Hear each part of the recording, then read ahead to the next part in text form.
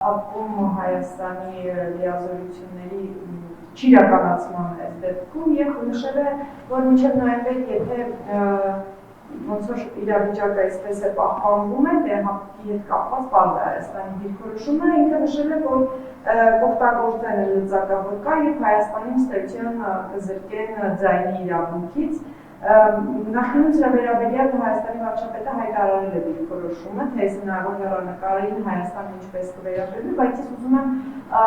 անցել է որոշակի ժամանակ, ուզում եմ հասկանալ Հայաստանի դիրքորոշումը շարունակում է մնալ նույնը, որ կընդունեք գիտություն և կանցնեք առաջ, թե ամեն դեպքում Հայաստանը հնարավոր է փոխի մոտեցումը և օրինակ ապասառեցնի ՀԱՊԿ-ում անդամակցությունը և վերսկսի աշխատանքները, որպեսզի չստեղծվի այնպիսի իրավիճակ, որ Հայաստանին զրկեն ձայնի իրավունքից։ Շնորհակալություն հարցի համար, ոչ Հայաստանի դիրքորոշման մեջ ոչինչ չի փոխվել, Հայաստանը այսպես հայտարարել է արդեն տարիներ, մի քանի տարի է սառեցրել է իր անդամակցությունը ՀԱՊԿ-ին և ըստ էության հետդարձի ճանապարհ մենք չենք տեսնում։ Մենք կհետևենք զարգացումներին, ինչպես դուք նշեցիք հարցում, կընդունենք ի գիտություն ՀԱՊԿ-ի մեր գործընկերների կողմից կայացված որոշման հետ կապված, ես չեմ կարծում, որ այստեղ մենք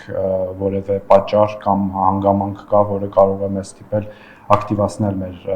մասնակցությունը Հավաքական անվտանգության պայմանագրի կազմակերպությունում, գիտեք որոնք են եղել խնդիրները, որի բերումով Հայաստանը սառեցրել է իր անդամակցությունը և այդ խնդիրները ըստ էության չեն լուծվել մինչև օրս։ Մենք չենք տեսել որևէ նույնիսկ քաղաքական մակարդակի հայտարարություն, որը նույնիսկ կդատապարտեր 2022-2023 թվականներին տեղի ունեցած Հայաստանի ինքնիշխան տարածքի նկատմամբ։ Պարոն Խանդանյան, այդ առումով կա Հայաստանի մոտ Երևանի մոտ մնացել է ակնկալիք, որ ամեն դեպքում հնարավոր է այդ հարցի վերաբերյալ դիրքորոշում ամեն դեպքում ինչ-որ մի փուլում լինի, թե այլևս որևէ ակնկալիք չկա և նաև դրանով է պայմանավորված Հայաստանի դիրքորոշումը ՀԱՊԿ-ի հետ որևէ հեռանկար այսպես չպատկերացնելը և ըստ էության, եթե այս քայլին գնան, այսինքն Հայաստանի զրկեն ձայնի իրավունքից, այնտեղ ընթացակարգով նաև կարող են հեռացնել անդամներից մեկին կառույցից, այս հեռանկարը ևս անհանգստացնող չի Հայաստանի համար։ Կարծում եմ այդ այնքան տևական ժամանակ է անցել, որ այդ ակնկալիքը նաև շատ ժամանակավրեպ կարող է լինել, որովհետև գործընթացներ են տեղի ունեցել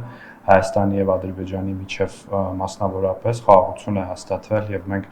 բոլորովին այլ հանգամանքներում ենք հիմա խոսում մեր Հայաստանի ինքնիշխան տարածքի օկուպացիայի մասին, սահմանազատման գործընթացն է իր ողջ ծավալով ընթացքի մեջ և